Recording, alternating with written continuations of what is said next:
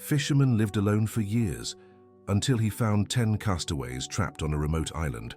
Robert Thompson had been sailing alone through the waters of Chesapeake Bay for 12 years, avoiding any human contact that might break the barrier he'd built around his heart. His routine was always the same: leave before dawn, catch just enough to survive, and return to his larger boat anchored far from shore, where no one bothered him with questions about the past. That's when he spotted desperate arms waving from Fear Island, a small patch of land he'd known since childhood. 10 people were shouting for help, completely disoriented, soaked, and visibly exhausted. Robert hesitated before approaching. He'd fled to the sea precisely to never deal with other people's problems again. "Help! Please help us!" cried a grey-haired woman, waving a piece of white cloth. Robert slowed the engine. They were elderly, most appearing to be in their 60s or 70s. Men and women who clearly didn't belong in that wild place. "What are you doing there?" he asked, keeping a safe distance. "Our ship sank 3 days ago. The captain left us here, promising to get help," replied a stocky man with a grey beard. Robert's stomach tightened. 3 days without proper food, fresh water, exposed to sun and rain. As much as he wanted to turn around and pretend he'd seen nothing, he couldn't ignore the desperation on their faces. "Get in the boat," he finally said, steering toward the rocky shore. One by one, the castaways climbed aboard Robert's vessel. They were exhausted, filthy, some with minor injuries on their arms and legs. The woman who'd waved first looked directly into his eyes with an intensity that unsettled him. "Thank you, young man, I'm Helen Watson," she said, extending a trembling hand. Robert shook it briefly and stepped back. He didn't want conversation, names, or stories, just to fulfill his human duty of getting them to dry land. "We'll go to my larger boat. More space there," he muttered, starting the engine. During the 15-minute trip to his main vessel, Robert watched the group from the corner of his eye. There were elderly couples, a few women alone, and 2 men who didn't seem to know each other well. All wore what had once been casual clothes, now dirty and torn. When they reached the larger boat, an old trawler adapted as his floating home, Robert showed them where to settle. That's when he discovered 2 serious problems. The radio had been broken since the last storm, and fuel was nearly gone. "I can't contact the Coast Guard now," he explained, fiddling with the communication equipment. "And we only have enough fuel for 2 more days of sailing."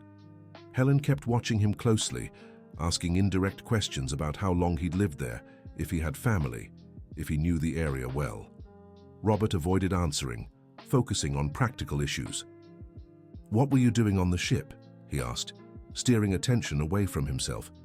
"It was a senior cruise," explained Dorothy, a thin woman with thick glasses. "We left Baltimore heading for Virginia Beach. I was scattering my Paul's ashes at sea." Robert felt a pang in his chest. He recognized the pain in her eyes. "And you?" he asked a couple clinging to each other in the corner. "Joseph and Mary Williams," the man said. 40 years married. We took this trip to talk about some things." The mood grew heavy. Robert realized each person carried their own wounds, just like him. Dear listener, if you're enjoying the story, take a moment to like and especially subscribe to the channel. It helps us so much as we're just starting out. Now continuing, during the first night on the boat, the provisions proved insufficient for 11 people. Robert had only a few cans of preserved food, flour, water for 3 days, and fishing gear. Tension began to rise when Helen approached him while he was preparing a thin soup for everyone. "Robert Thompson, isn't it?" she said quietly, so the others wouldn't hear. He stopped stirring the pot and stared at her. How did she know his full name? "I'm a retired social worker. I worked for years in Baltimore. I remember your case." Robert's blood ran cold. 12 years ago, when his life fell apart, social workers had been involved. He stepped back sharply. "I don't know what you're talking about." "Robert, your ex-wife Lucy came to me many times over the years. She never stopped trying to find you." "I don't want to be found," he said through clenched teeth. "And if you keep talking about this, you can swim back to the island." Helen retreated, but Robert saw in her eyes that the conversation was far from over. During dinner, the castaways began to get to know each other better. Dorothy shared that she had lost her husband 6 months ago, and that scattering his ashes at sea was the last thing she could do for him. but she confessed something that left everyone silent. "I lost the urn in the shipwreck," she said, beginning to cry. "It was all I had left of him." Joseph and Mary Williams revealed they were on the trip trying to decide whether to stay married. 40 years together, but the last 5 had been filled with silence and resentment. "She doesn't trust me anymore," Joseph said, looking at the sea. "And maybe she's right." "He hid important things," Mary replied. "Debts, failed business deals. I found out by accident." Robert listened and felt a familiar pang. Secrets destroy relationships. He knew that better than anyone. One of the castaways, an older man named Anthony, revealed something that surprised everyone. "Captain Henry is my cousin," he said. "I know it sounds strange, but he wouldn't abandon us on purpose. Something serious must have happened." The other castaways were furious. "How can you defend someone who left us on a deserted island?" Helen asked. "You don't know Henry like I do," Anthony insisted. "He's a good man." The argument grew heated, and Robert had to step in. He set rules. Meals would be rationed, everyone would help with fishing and cleaning, and fighting wouldn't be tolerated. On the second night, Dorothy tried to throw herself into the sea. Robert woke to the sound of splashing water and rushed to the deck, finding her on the boat's railing. "There's no point in going on," she said, crying. "I've lost everything. Paul's ashes, our last connection. He waited so long to make peace with our distant son." Robert held her firmly. "Look at me," he said, surprised by his own gentleness. "Losing the ashes doesn't mean losing his memory. You don't understand. Paul spent his last months trying to reach our son Richard. They fought 5 years ago over something stupid. He wanted to apologize, wanted to be a grandfather to the grandchildren he never met. And now..." Robert felt her pain echo in his own. For the first time in 12 years, he comforted someone. "The ashes are just ashes, Dorothy. The love you shared, the memories, no one can take that away." That night, he lay awake thinking of Lucy, the daughter he'd left behind, the grandchildren he might have but didn't know. On the third day, Joseph and Mary began working together to help the other castaways. She, a retired nurse, tended to minor injuries. He, a former mechanic, tried to fix the broken radio. "It's been a long time since we worked as a team," Mary said to her husband. "I've missed it too," Joseph replied, fiddling with the equipment's wires. Robert observed how adversity was bringing the couple together in a way that 40 years of marriage hadn't managed to. Could he and Lucy have reached this point if he hadn't run away? Helen approached him again, this time with more information about Lucy. "She's sick, Robert. She has diabetes and heart problems. She came to me 3 months ago, begging me to help her find you." "Why only now?" he asked, trying to sound indifferent. "Because she finally discovered the truth about what happened back then, about who really stole the money from the company where you both worked." Robert felt the ground sway beneath him, and it wasn't from the boat's movement. "I don't want to hear this. Your partner, Mark, confessed everything before he passed away last year. He was the one who took the money and planted the evidence against you. Lucy has the documents. She has his recorded confession." Helen's words echoed in Robert's mind all day. 12 years ago, when he was accused of stealing money from the company he owned with Mark and 2 other partners, everyone pointed fingers at him. The evidence seemed clear. Even his own wife doubted him. Joseph managed to get the radio working, partially using parts from an old radio he found in the boat's storage, but the battery was weak, and they'd only get one chance to communicate. "We've got a signal," he shouted excitedly. Everyone gathered around the equipment. Robert looked at the hopeful faces of the castaways, then at the phone number Helen had written on a piece of paper, Lucy's number. "Use it to call for help," said Dorothy. "No, call your wife first," Helen insisted. "Then we'll call the Coast Guard." "Ex-wife," Robert corrected. "Use it for whatever your heart tells you," Joseph said. Robert stared at the paper. 12 years without knowing if she was okay, if she still thought of him, if she had rebuilt her life. "The battery won't last long," Joseph warned. With trembling hands, Robert dialed the number. 3 rings. 4. "Hello?" Lucy's voice was weaker, older, but still hers. "Lou, it's me, Robert. Silence on the other end. Then a muffled sob. "Robert! Robert, where are you? I've been trying to find you for so long. Lucy, Helen is here. She told me about Mark."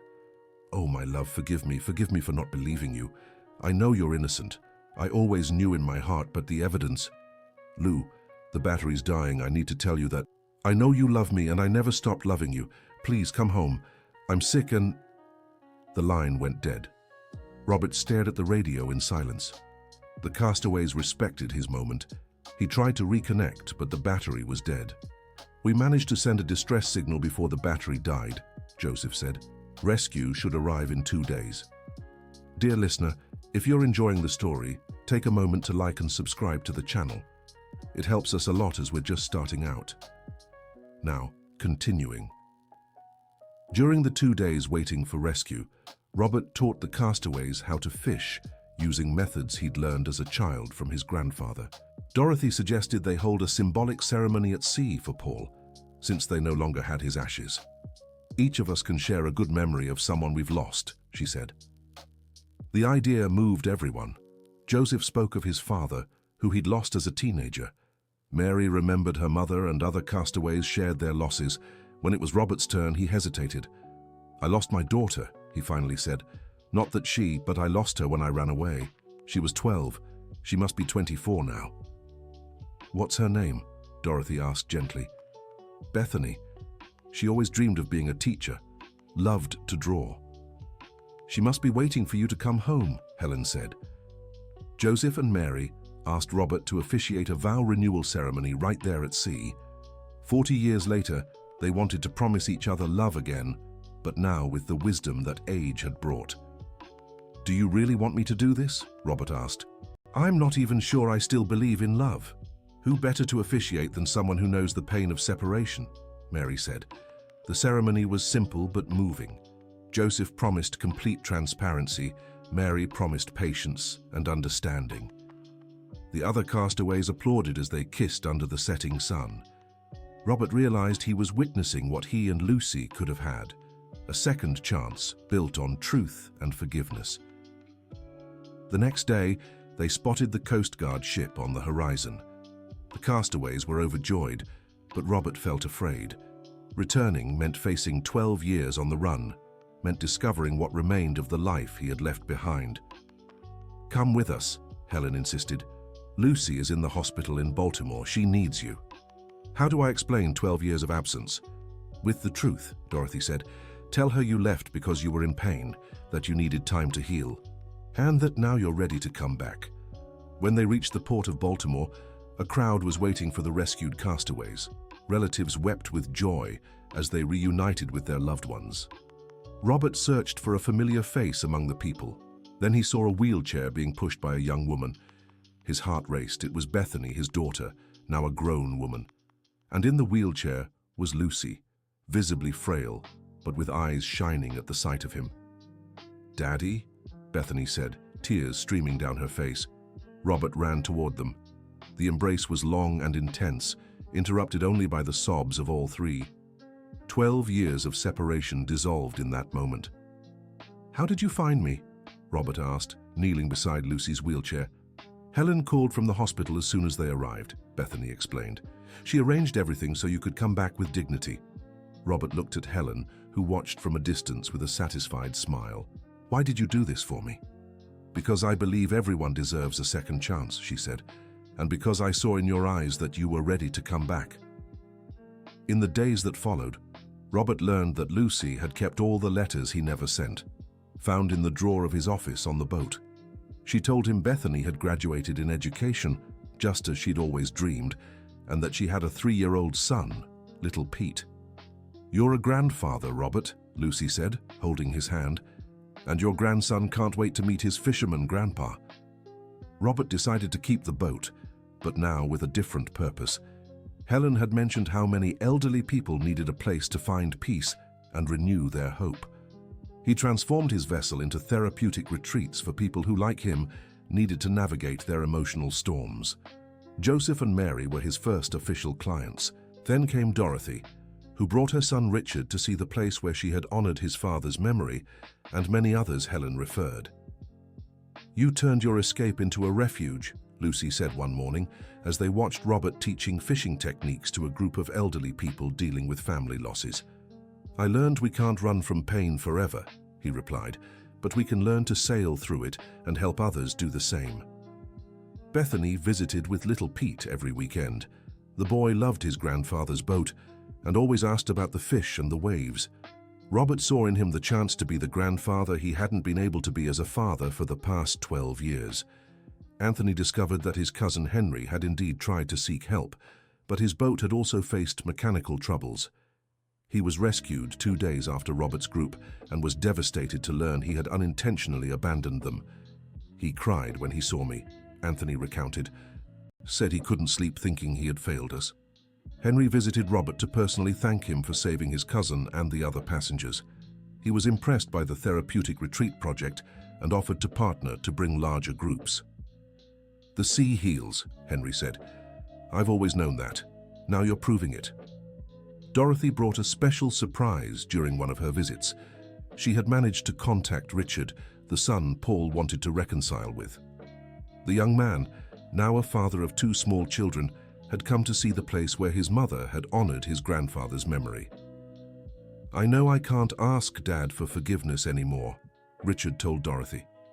"But I can ask you, and I promise my children will know all the good stories about him." Robert watched the reunion between mother and son and thought about how forgiveness has the power to heal wounds that once seemed impossible to mend. Dear listener, if you're enjoying the story, don't forget to like and especially subscribe to the channel. It helps us a lot as we're just starting out. Now, continuing. 6 months after the rescue, Robert and Lucy remarried in a simple ceremony on the boat's deck, with all the castaways present as special witnesses. Joseph officiated the ceremony, returning the favor from months before. "This time, it's not just a promise of love," Robert said during the vows. "It's a promise that I'll never run from problems again. We'll face everything together. And I promise I'll always believe in you, even when the evidence says otherwise," Lucy replied. Little Peter ran around the deck, scattering flower petals, making everyone laugh. Helen cried with emotion seeing how her intervention had led to so much happiness. The therapeutic retreat project grew beyond Robert's expectations. People from all over Maryland sought out Hope's Vessel, as it came to be known. He hired other retired fishermen to help, creating a small cooperative for emotional healing at sea. "Who'd have thought my escape would become my life's work?" he told Lucy one night as they sailed under the stars. "It wasn't an escape," she corrected. "It was a journey of self-discovery that took 12 years. Now you've come back knowing who you truly are." The 10 castaways became a chosen family. They met every first Sunday of the month on the boat, sharing meals and stories, celebrating the second chance life had given them all. Joseph started a small business repairing fishing gear using the skills he rediscovered on the boat. Mary returned to work as a volunteer nurse, tending to participants in Robert's retreats. Dorothy wrote a book about her experience of loss and rediscovering hope. Ashes to the Wind, Love Forever became a hit among older readers. A year later, Robert received an official letter. The government formally recognized his innocence in the embezzlement case and offered compensation for the lost years. Mark had confessed everything in detail before passing away, explaining how he had framed his partner. "What should we do with the money?" Lucy asked. "Expand the project," Robert said without hesitation. "Buy more boats, train more people. So many need a second chance, just like I did." Bethany decided to leave the school where she worked to help her father with the project. She created an educational program for grandchildren of retreat participants, teaching them about marine life and environmental preservation. "Peter will grow up knowing his grandfather helps people find hope," she said. "And when he's older, I want him to carry on this work." Robert smiled as he imagined his grandson following in his footsteps, but this time without needing to get lost first in order to find himself. 2 years after the rescue, Helen organized a birthday party for the Miracle of the Castaways, as they called that day. Everyone involved was present, including some families that had formed through the therapeutic retreats. "Do you know what amazes me the most?" Helen said during her speech.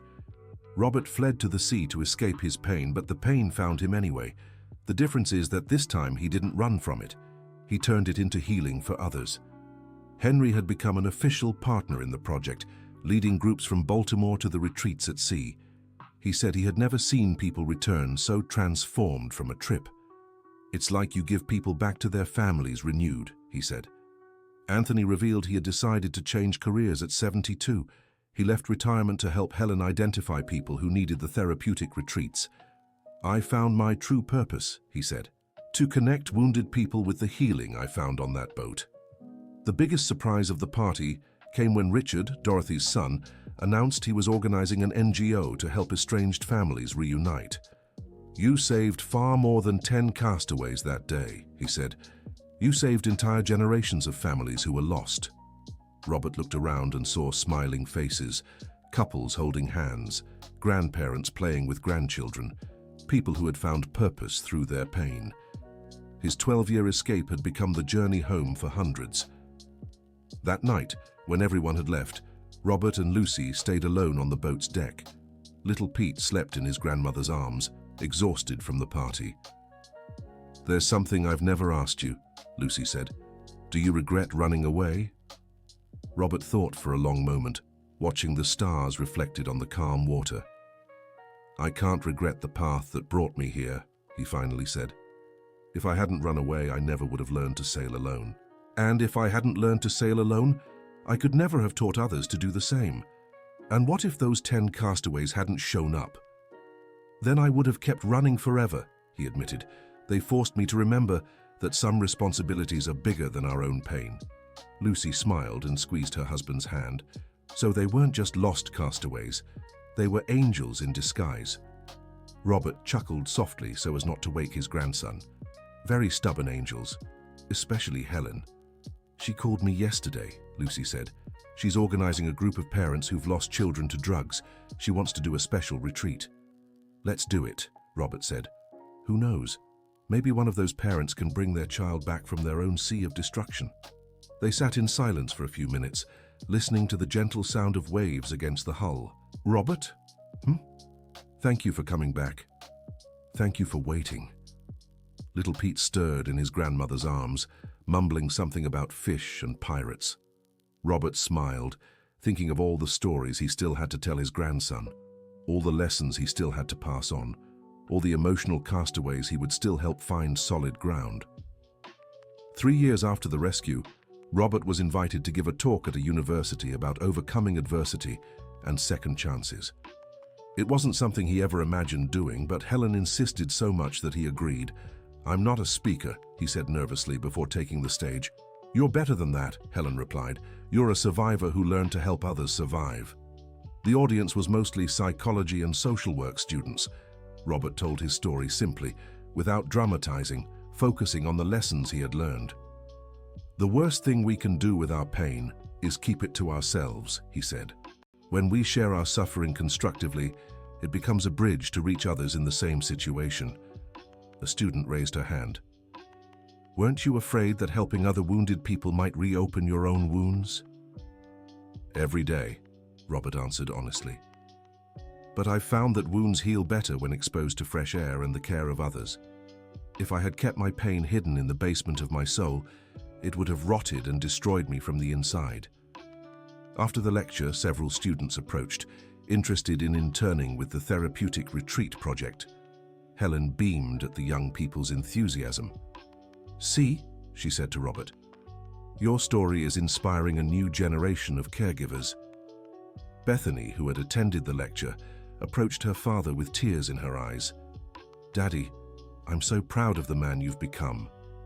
"The man I always was," Robert corrected. "I just needed time to remember." The project continued to grow. Robert trained other captains of hope, experienced fishermen who learned basic emotional support techniques. They created a network of therapeutic boats along the Maryland coast. Dorothy became the coordinator for widows and widowers groups. Her experience with loss and later rediscovery of hope made her especially effective in helping others through grief. Joseph and Mary opened a small inn for family members of retreat participants who traveled from afar. The couple who had nearly separated became an example of rebuilding relationships. 45 years of marriage, Mary said at their last anniversary. The first 40 were full of storms. The last 5 have been calm. Because we finally learned to sail together, Joseph added. Peter, now 6 years old, was officially the retreat's mascot. His cheerful, innocent presence brought lightness to heavy discussions. The older participants melted at his sincere questions and funny observations about life. "Grandpa, why do adults stay sad for so long?" he asked one afternoon. "Because sometimes we forget that calm always comes after the storm," Robert replied, lifting his grandson to see the dolphins leaping in the distance. "So you help them remember?" "Exactly." Henry expanded his tourism business to include specialized therapeutic itineraries. He worked with psychologists and therapists who referred patients who would benefit from the sea experience. "Robert created a unique therapeutic approach," he remarked in an interview for a travel magazine. "It combines the serenity of the sea with the wisdom of someone who has overcome great loss." The story of the 10 castaways spread. Robert began receiving letters from people across the United States, sharing their own stories of resilience and asking for advice. "I never imagined our story could inspire so many," he told Lucy, reading a moving letter from a mother who had lost her son and found strength to go on after reading about Dorothy. "People need to know it's possible to survive the worst and still find joy on the other side," Lucy replied. "You're living proof of that." Robert decided to write a book about the entire experience. He had no writing experience, but Helen offered to help organize his thoughts. "Castaways of Hope," she suggested as the title, "because all of you were lost in your own oceans of pain." The book took 2 years to complete. Robert wanted to ensure everyone involved in the story was comfortable with how they were portrayed. Not only did they approve, but they also contributed their own perspectives on the events. "It's important for people to know it wasn't magic," said Joseph. "It was hard work, difficult conversations, painful decisions to set pride aside, and the willingness to believe that wounded people can heal and help others heal too," added Mary. 5 years after the rescue, Robert Thompson was honored by the city of Baltimore for his volunteer work. The event took place on the boat itself, attended by officials, families who had benefited from the retreats, and of course, the 10 original castaways. "This man proves our greatest falls can become our greatest triumphs," said the mayor during his speech. He transformed his personal pain into collective healing. Robert was moved but maintained the simplicity that always characterized him. "I didn't do anything alone," he said. "Every person who passed through this boat taught me something new about courage, forgiveness, and starting over." Peter, now older and more eloquent, asked to speak as well. "My grandpa taught me that sometimes the sea sinks our boats," he said, drawing laughter from the crowd. "But it always brings them back to shore, just different. And sometimes different is better." The boy's wisdom impressed everyone. Robert realized he wasn't just raising a grandson, but a future successor to the mission of helping lost people find their way back home. Anthony, now 77, revealed during the ceremony that he had discovered his true calling late in life. "I spent 70 years doing jobs that paid the bills," he said, "but it wasn't until 72 that I found my passion, connecting wounded hearts with people who know how to heal them." Helen Watson, though officially retired, remained more active than many young people. She had created a national network of social workers specializing in nautical therapy, as they had begun calling the method Robert developed. What started with 10 lost people on an island became a healing movement reaching thousands, she said proudly. The book, Castaways of Hope, was released on the 6th anniversary of the rescue. The first edition sold out in 2 weeks. Robert donated all profits to expand the project and train more captains of hope. "Money was never the goal," he explained in an interview. "The goal was always to multiply the possibility of healing for as many people as possible." Bethany developed an educational program based on her father's experience, teaching in schools about resilience, forgiveness, and the importance of asking for help when needed. "Children need to learn early that feeling pain is nothing to be ashamed of," she said, "and that there's always someone willing to help, if we know how to look." Little Pete became an unofficial assistant during the retreats, handing out smiles and asking questions, that often led participants to deep reflections. "Children have a gift for simplifying what we make complicated," Robert observed, watching his grandson explain to a grieving woman that her grandpa was in the stars watching over her from there. Dorothy, now 80, still actively participated in the retreats. She had become an expert in helping people who lost loved ones without a chance to say goodbye properly. "I've learned love doesn't need rituals to keep existing," she said. "Paul's ashes scattered over the sea without an urn. What matters is, our love keeps sailing." Richard, Dorothy's son, expanded his NGO to work in partnership with Robert's project. He specialized in reuniting families torn apart by misunderstandings or wounded pride. "My father lost 5 years with me because of pride," he told participants. "I don't want other families to waste precious time over problems that can be solved with an honest conversation." Joseph became the official mechanic for all the project's boats. At 78 years old, he climbed up and down boats with the agility of someone who had found a new purpose in life. "Fixing engines is easy," he would say. "The hard part is fixing hearts. But I've learned that when we manage to fix one, the other becomes much easier." Mary coordinated basic medical care during the retreats. Her experience as a nurse, combined with her own journey of forgiveness and rebuilding, made her especially empathetic toward the participants. "Healing the body is science," she explained. "Healing the soul is art. And sometimes we need both at the same time." Henry had expanded the business so much that he had to hire other captains, but he made sure to personally take part in the most challenging retreats. "Every trip reminds me why I chose the sea as my profession," he said. "It's not just about making a living. It's because the sea teaches us about infinity, about fresh starts, about the strength to keep sailing even when we can't see the shore." 7 years after the rescue, Robert received an unexpected call. It was from a television producer interested in turning their story into a documentary. "We don't want to dramatize it," the producer explained. "We want to show how real people overcame real hardships and turned it into help for others." Robert hesitated, but after talking with everyone involved, he decided to accept. The documentary would be an opportunity to reach even more people who needed to know that hope is always possible. But on one condition, he said, all profits will go to organizations working on mental health and preventing family abandonment. The documentary Island of Hope aired nationally and moved millions of Americans. Robert and the others involved appeared on television programs speaking about resilience and second chances. "The most important thing I have learned," Robert said in one interview, "is that our greatest pain can become our greatest contribution to the world. But that only happens when we stop running from it and decide to turn it into a bridge to reach others." Peter, now 10 years old, watched the documentary for the first time and was amazed to see his family's full story. "Grandpa, you're famous," he said excitedly. "No, my boy," Robert replied. "I'm just someone who learned that being lost is the first step to truly finding yourself." Lucy, despite her physical limitations due to diabetes, remained Robert's safe harbor.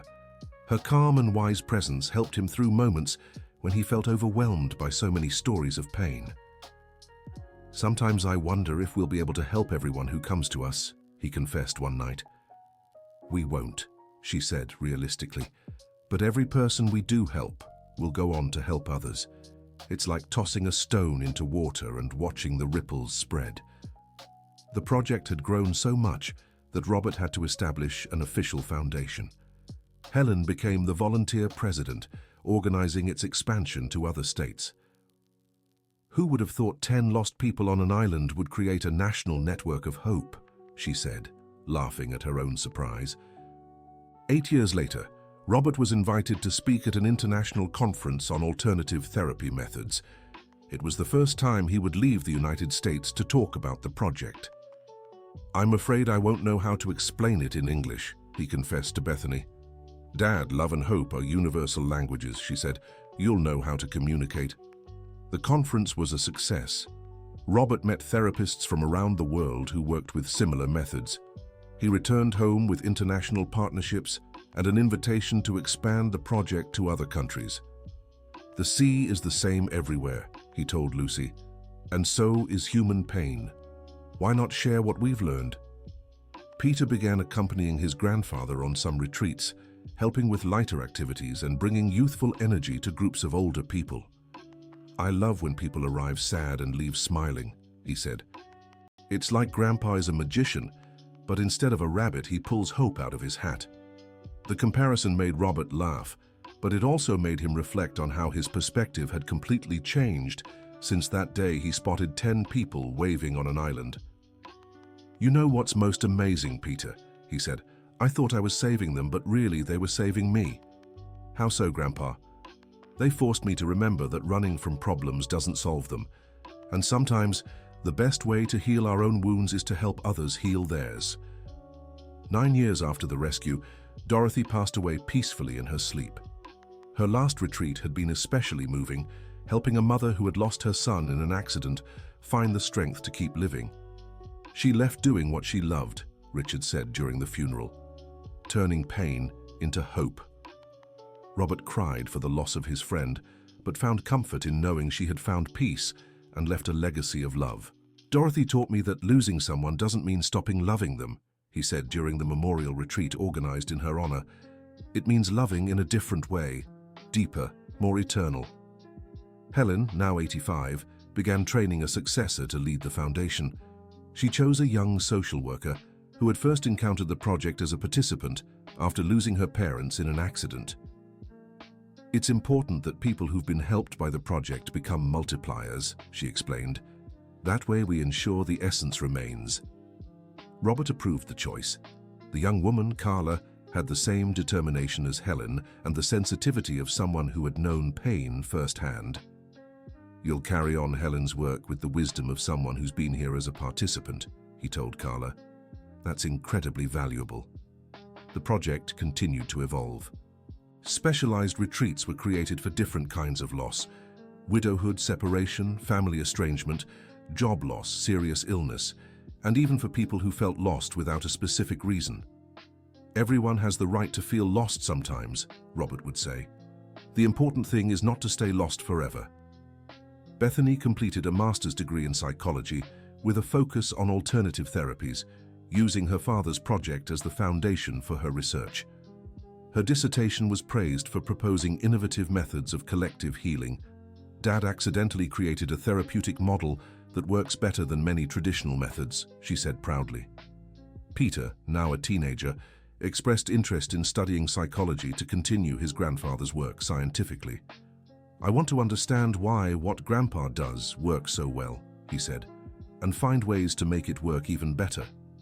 Robert was moved to see he had created not just a project but a family tradition of caring for others. 10 years after the rescue, the surviving castaways gathered for a special celebration. Joseph and Mary, now in their 80s but still full of life, Helen at 85 with her sharp mind, Anthony adapting to life with a cane but still enthusiastic, and all the others who remained their chosen family. 10 years, Helen said. "Who would have thought those 3 days on an island would change so many lives?" "They changed because you let them," Robert replied. "It could have just been a bad experience to talk about later, but you chose to turn it into something greater." Richard brought a special surprise for the celebration. He had found the urn with Paul's ashes on a beach near the island, preserved inside a waterproof bag. "It was buried in the sand," he explained. "A local fisherman found it and kept it, waiting for someone to come looking." Dorothy had passed away a year earlier, but Richard decided to hold the ceremony she had always dreamed of. With everyone's permission, he scattered his father's ashes in the same place where they held their retreats, creating an even deeper connection between the past and present. "Now Dad is officially part of this healing place," he said, moved. The ceremony was touching. Peter, now 15 and with the eloquence of someone raised on stories of resilience, gave a speech that impressed everyone present. "My great-grandfather Paul never met me," he said, "but through Grandma Dorothy's stories, he taught me the importance of asking for forgiveness before it's too late. And through my grandfather's project, he continues to help people reconcile with those they love." Robert hugged his grandson with pride. The boy's wisdom, shaped by years of hearing stories of pain and overcoming, was remarkable. Henry announced during the celebration that he was retiring for good and donating his boats to the foundation. "I've dedicated my life to the sea," he said. "Now I want to spend the time I have left helping others find peace in the waters I love so much." The donation allowed the project to expand significantly. Robert was able to hire more captains for Hope's vessel and serve more people at once. "It's amazing how a tragedy turned into a blessing for so many," Joseph remarked. "Maybe tragedies always have the potential to become blessings," Mary replied. "We just need the courage to look for the good in what seems bad." That same year, Robert received a national award for social responsibility. The ceremony was broadcast live on television, further increasing the project's visibility. "This award isn't mine," he said during his acceptance speech. "It belongs to all the brave people who chose to turn their pain into a bridge to help others. It belongs to the 10 castaways who taught me that saving others is the best way to save ourselves." Lucy, watching from the front row in her wheelchair, cried with pride. 17 years after reuniting with him, she was still amazed by her husband's transformation. "You've become exactly who you always had the potential to be," she told him after the ceremony. "You just needed to find your way." "The way found me," Robert corrected, "in the form of 10 desperate people on an island I'd known since childhood." End of story. Now tell me what you thought of this incredible story of resilience and second chances. Do you believe Robert made the right decisions by turning his pain into healing for others? Leave a heartfelt comment about which part moved you the most. If you've had a similar experience or know someone who has, share it with us in the comments. Don't forget to like this video and most importantly subscribe to the channel so you won't miss other touching stories that will warm your heart.